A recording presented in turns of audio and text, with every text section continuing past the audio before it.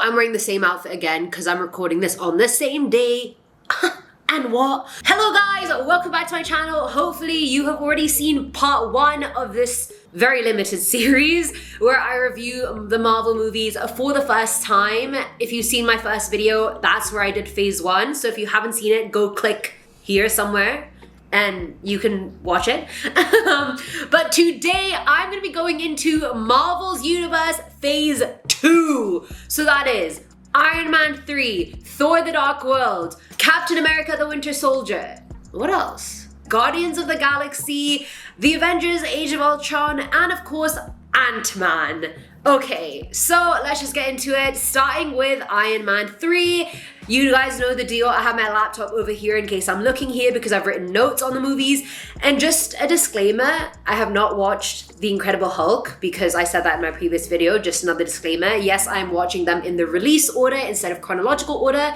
And thirdly, right now, I have just finished Guardians of the Galaxy 2. So I am like in the middle of phase 3 and 4 at the moment. But yes, let's do phase 2, bitches! Okay, starting off with Iron Man 3, I fucking loved Iron Man 3. I liked the element that Tony also has anxiety in this movie because I feel like I didn't imagine the Marvel Universe would touch on mental health at all. And the fact that like Tony literally thinks he's dying when he has his first severe anxiety attack, I was like, oh, like it made Tony more relatable and more human. So I really liked the addition of the fact that after like all these battles that have gone on, now he has kind of like PTSD and anxiety. I liked that. And you know, him kind of figuring out how to deal with it. So that's something I really enjoyed. And the Mandarin character was just so good. He was good as a villain, and when you find out he's actually just a paid actor and he's Trevor Slattery and like he's Ben Kingsley, like, oh, it was just too good. I loved that. I loved that so much. Loved the addition of the little kid. What was his name? Harley. I just thought that was really cute, and how he like kind of like helps Iron Man but also fucking it triggers his anxiety attacks. I just thought that whole element was really cute, and I really liked the addition of Extremis and the fact that there are like not superhumans, but humans with abilities that can actually go against Iron Man and can defeat him. So I liked the whole like hot element. I really, really liked that. I love the dynamic of Happy and Pepper and Iron Man because now Happy is like the head of security and he's like, oh, Pepper's with Killian and like they're flirting. And first of all, in that scene, Killian was getting way too close to Pepper for my liking. I was like, what the hell? Stay away from her. Firstly, she's in a relationship, buddy. But also with that and the fact that Tony told him he would meet him on the roof and he never did. Like, you can tell, like, from that backstory of that New Year's party forever ago that Killian is gonna be the bad guy. So that was like no new news, you know what I mean? I thought it was rather funny when Hansen threatens to kill herself and then Killian just fucking goes and shoots her. I was like, wow, you are very expendable, woman. I loved this movie. Like, it exceeded all my expectations. Like when the Mandarin attacks Stark's home and like the whole thing fucking blows up, I genuinely thought Stark could have maybe died when he fell into the ocean. I was like, is this when he finally dies? Like, when does Iron Man die? But obviously he survives and he tells Pepper and all is well. Loved that. I absolutely loved the fight scene at the very end when Iron Man has all his prototypes coming and trying to defeat Killian and all like the extremists, like people who have these powers. It was such a good fight scene. Honestly, it was such a good fight scene. And the fact that Happy nearly dies, I was like, Happy, no, how could you do this to me? Like, you know, like, don't die. Thankfully, he doesn't die. When when Pepper falls into the fire, I genuinely thought she dies because I know Pepper dies at some point in the movies. So I thought this was when she died and I was like, oh my god. So when she finally emerges from the fire and takes the Iron Man hand and kills Killian, I was like, get you a girl that can do both, my friends. Honestly, with this movie, I did not have a lot of cons. Even in my notes, I put 2 question marks for the cons. I loved this movie and I gave it an 8.5 out of 10. Iron Man 3, prime. Great way to start off phase 2, honestly. Then we have Thor the Dark World.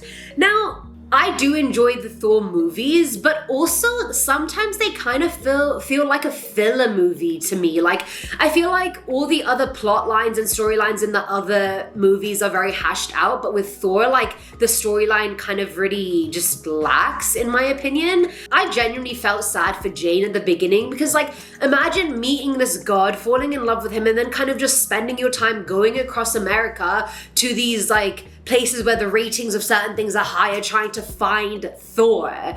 Like, it would be very sad, and because Jane knows Thor's already been to Earth 2 times after meeting her, and she still hasn't come to see her. I'd be pissed. You know what I mean? But also it makes sense because Thor is out here restoring peace to the 9 realms. I mean, could he text back? I guess so, but he was kind of busy. But also, Jane's such a fucking idiot when she goes into that, like, other realm and touches the ether. Like, are you fucking dumb? Like, you are dating Thor. Surely you should know not to touch things when they look like that. You know? But I also like the fact that Thor brought her back to Asgard and she kind of got to live in his world and see what everything was about. And obviously the fact that, like, they kind of have to escape because Odin realizes the ether is in her and that it's gonna kill her, and he's like, no, Jane's not fucking dying. Let me enlist the help of Loki. I found even though Frigga's character wasn't very developed, I was still sad when she got killed. And I feel like Loki can't be mad at the fact that Frigga died because he literally told the Dark Elf which staircase to take when he was in prison at the bottom. So it's like, you can be mad all you want that Frigga, your mom is dead, but like, you kind of made it happen, to be honest. So I was mad at Loki. And when he finally enlists Loki's help, and when they're on the planet and they're going up against Malekith, and it seems like Loki has, you know, betrayed Thor. I knew then. I was like, you have not betrayed Thor. Like, obviously this is all an act, and it was. And the fact that Loki dies there, I was so shook because I was like, does he actually die now? Is he gonna come back again like he did in the other movie? Like, I don't fucking know. But I was sad because I was like, he finally became good and then he fucking dies. My only real con with Thor is the fact that, yeah, like, the storylines really aren't that hashed out. So like, it was a lot of fighting and not a lot of character development really. So like, I was kind of disappointed. The twist of Loki being alive and then becoming Odin, I was like, he finally got what he wanted, to be king, and just told Thor to fuck off. But all in all, I gave Thor a 6.5 out of 10. Thor the Dark World.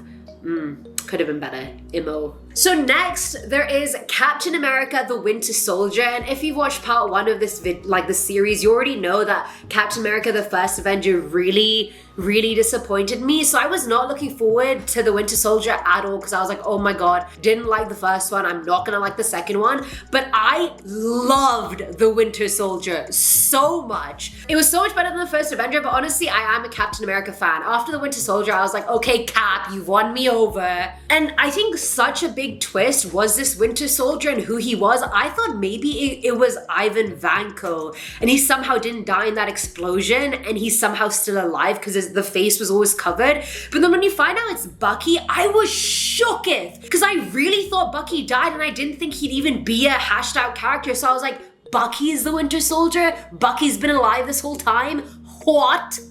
Cool whip?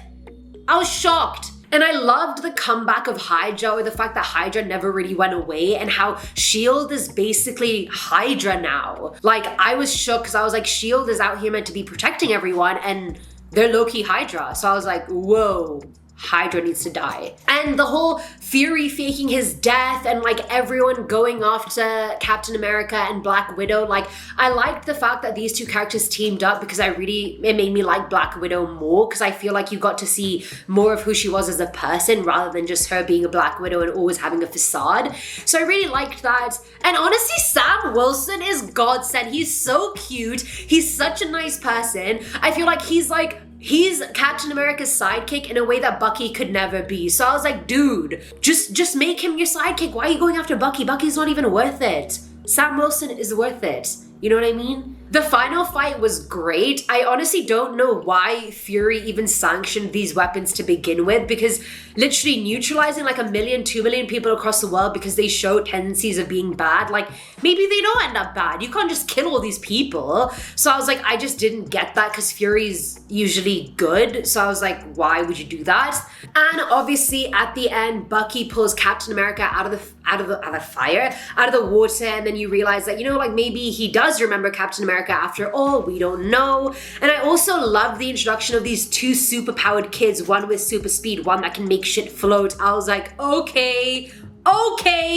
So I really liked the movie. The only con for me personally was like all the secret Hail Hydras. Like there was no need for that. Like, dude, grow up. It's kiddish. All in all, I gave Winter Soldier an 8 out of 10 because I loved it. Next, we have Guardians of the Galaxy. Now, disclaimer, Julian loved this movie, and obviously I've marathoned all the movies with him and he's seen most of them already. And he hyped up Guardians of the Galaxy so much, so I thought it was gonna be really good, but I was really disappointed. Like, I was very disappointed, but I'll get into that later. But firstly, let's talk about Yondu. Does anyone recognize Yondu, like the actor that plays him as being Daryl's brother from The Walking Dead? Immediately, I was like, oh, you ugly motherfucker. I remember you. So I remembered Yondu from that. I loved how like the Guardians sort of came together on Xandar, where you have Groot and Rocket trying to get the orb or whatever from Quill. You have Gamora trying to get the orb, and they all, you know, get captured by the Nova Corps and then go into prison. Like, I liked how they all came together because they really weren't meant to come together and they kind of did. And none of them are friends, but obviously they overcome everything and become friends. Woohoo, what a great trope. Never seen it before. I love Drax as a character because he's so literal. I find him hilarious. Like, he's one of the funniest characters to me, and Rocket's really funny as well. But personally, with the storyline, I was more interested with Ronan. I liked the fights and like the rivalries more than the actual orb, even though I know it's like very important, but I was like, and even Nebula, I love Nebula's character. Like, you love to hate her. She's a very hateable character, but that's also the point of her character. And Ronan was a great villain. He actually scared the shit out of me. It's very clear to see that Gamora and Nebula are daddy issues as fuck, like filled to the brim with daddy issues. But then again, you would if your dad was Thanos, you know? And also with this one, it's one of those ones where I genuinely thought the romance wasn't forced, because Gamora didn't even like him at the beginning. Neither of them liked each other, but the fact he literally saved Gamora while she was in space about to die, I was like, okay, this is not forced. Quill's a good guy, and whether he likes her or not, he's a good guy. And the final fight, I really liked the final fight, but I couldn't understand how Quill didn't die when he like held onto the Infinity Stone. But I liked the whole imagery of like everyone holding hands, so the power surges through all of them to defeat Ronan and whatnot. I loved that. This is a main con for me. It's a huge con. But the fact that I don't like Chris Pratt, and I know people love Chris Pratt, but I really don't like him. So it was very hard for me to get into the movie or even like the movie because of the fact that I don't like Chris Pratt. So that was a hard hurdle to kind of get over. I also loved Groot saving them at the end, and like he kind of dies and becomes a sapling. Sapling Groot is so cute. I am Groot. Like, so fucking cute, so cute. All in all, I gave the movie a 6 out of 10. Wasn't my favorite, but don't worry, because I just watched Guardians of the Galaxy 2 and I fucking loved it. So don't worry, my mind is easily changed. On to the Avengers, the Age of Ultron.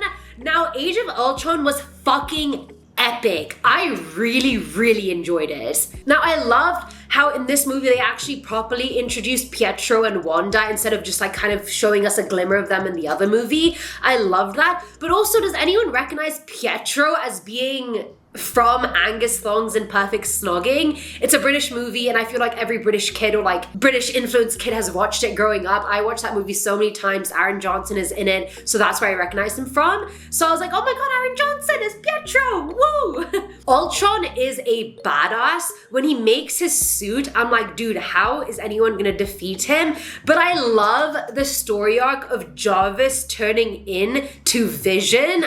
I love Jarvis. Jarvis is everything to me. So the fact he becomes Vision, I was like, I immediately fell in love with Vision as soon as we met him. And the fact that he's made of vibranium, like it's GG for everyone who tries to go up against him. And I loved the scenes between all the Avengers. Like it was just so fun, like seeing them all casually and having fun, and like where everyone tries to pick up the hammer and Thor is just laughing it off. And then when, I think it was, who was it that, it was Captain America who picked it up and it almost kind of lifted, and Thor was like, fuck, is he gonna lift the hammer? But he doesn't end up doing it, and he's like, never thought he would do it anyway. It's like, yeah, you did, Thor, yeah, you did. And the fact that Vision then just picks it up, I'm like, Vision is just innocent and pure and everything that I wish for in this world. I actually liked the romance between Black Widow and Hulk. I thought it was really endearing, and it didn't seem fake to me, so I liked it.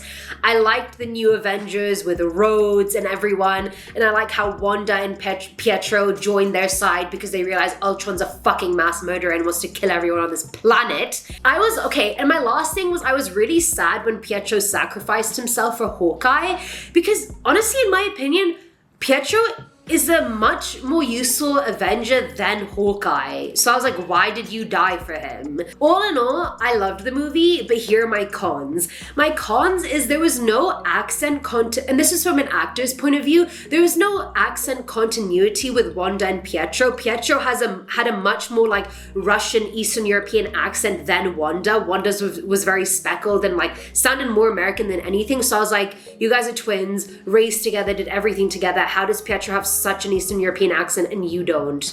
You know, it didn't really make sense to me, and like that was something that I was like, you could have fine-tuned that better as a director. I also didn't understand why Tony wanted to use Loki's scepter to finish his Ultron weapon, because I was like, isn't that exactly what SHIELD/Hydra were trying to do in the Winter Soldier, and this is you doing it again? I was like, we've gone through this trope already, it doesn't work, so why are you doing it again? And I feel like when Wanda gave everyone visions, Tony has such main character syndrome, it's not even funny, like, oh, like the vision, like everyone was telling me that like I could have done more to save the world and now I have to save the world. It's like, dude, you're a tin can suit. Like, chill. You're no Thor. Like, honestly, I was like, dude, like you're risking everyone's lives just because you saw this one vision. Like, come on now. Ooh. All in all, I loved it. The whole Sokovia and like the land mass that she floating was so cool. All in all, I gave the movie a 7.5 out of 10. I liked it a lot more than the first Avengers. And now finally, the final movie in phase 2 is Ant-Man. Now, okay, I need to start with the cons on this so you realize where I'm coming from. Now, my main con, and it's not even a con, it's because I've watched Friends over and over so many times that I can't see Paul Rudd as anyone but Mike Hannigan. And Mike Hannigan is a meme. So it took me so long to even take Scott seriously because I was like, no, you're Mike Hannigan. Like, how are you Paul Rudd and you're some criminal who's a really good thief and hacker and stuff? Like, no, like you're Mike Hannigan. So it took me a while to kind of let that go and take him seriously as Scott Lang. Luis was the funniest character to me. I recognized him from Narcos Mexico. I was like, you're so fucking funny. I couldn't even get over him. He's hilarious. And when Scott steals a suit and puts on for the first time and he goes through a ride and a half, I was for it. I was like, damn, dude, being small would fucking suck.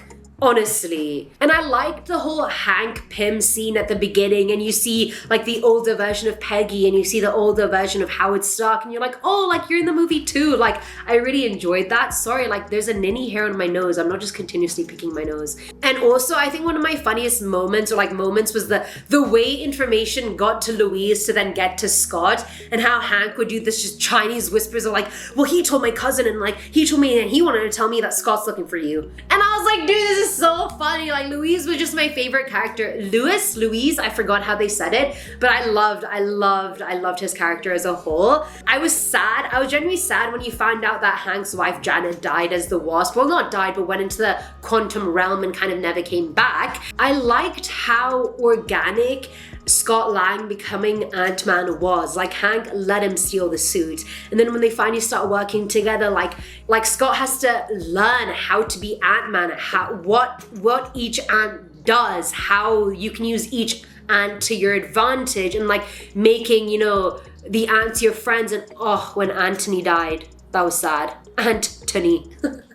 Anthony. That was sad, but I liked the fact that like he wasn't just a born hero, like he had to learn and become in practice, which I really liked. And I loved Hope as his daughter, and I loved the end credits where, you know, he shows her the Wasp suit and he's like, oh, we've been like all this time, like we were really making the suit for you and blah blah. And because I was like, she's had the skill, she could have been Ant-Woman, you know, so the fact she's a Wasp, I was like, thankfully you're getting the credit that you deserve, you can do all these things. At the end, I was a bit unsure because I didn't know who was in the yellow jacket suit. I didn't know it was Cross. So the fact it was Darren Cross, I was like, okay, like I only found that out from the synopsis on Wikipedia because obviously I watched Ant-Man like a week ago, so like I just needed to refresh my memory of like the whole movie, so I read the synopsis on Wikipedia, so I was like, he was in the suit? I didn't even know that.